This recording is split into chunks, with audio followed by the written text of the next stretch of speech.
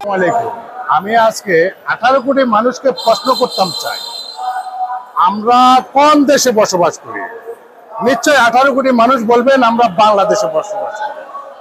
আর এই বাংলাদেশটা 53 বছর আগে সৃষ্টি হয়েছে মুক্তিযুদ্ধের মাধ্যমে।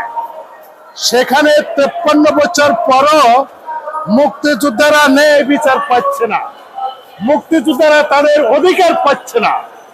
কিন্তু এখনো বাংলাদেশের সব 53 বছর পর্যন্ত যত সরকার আসছেন সবাই এই বাংলাদেশ নামটি উচ্চারণ করে পৃথিবীতে গমন করেন।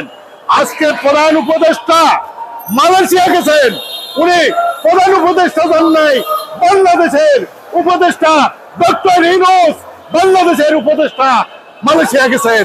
কিন্তু এই বাংলাদেশটা 53 বছরের বাংলাদেশ, এই বাংলাদেশটা সৃষ্টি করেছেন মুক্তিযোদ্ধারা। সেখানে মুক্তিযোদ্ধারা তাদের অধিকার পাচ্ছে না, ন্যায় বিচার পাচ্ছে না।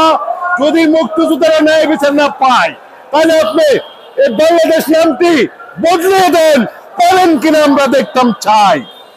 আর যদি মুক্তিযোদ্ধারা তাদের ন্যায় বিচার না পায় আপনি মুক্তিযোদ্ধা মন্ত্রণালয় বন্ধ করে দেন, মুক্তিযোদ্ধা মন্ত্রণালয়ের নামে সকল বাজেট বন্ধ করে দেন।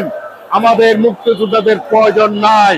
মুক্তিযোদ্ধার বাতার নামে, মুক্তিযোদ্ধার অধিকারের নামে আপনারা লুটে পুটে খাবেন। মুক্তিযোদ্ধারা অধিকার পাবে না, মুক্তিযোদ্ধারা নেই ন্যায় বিচার পাবে না। এটা এই বাংলাদেশে হতে পারে না। যদি 53 বাংলাদেশ স্বীকার করেন তাহলে সর্বপ্রথম মুক্তিযোদ্ধাদের অধিকার দেয়।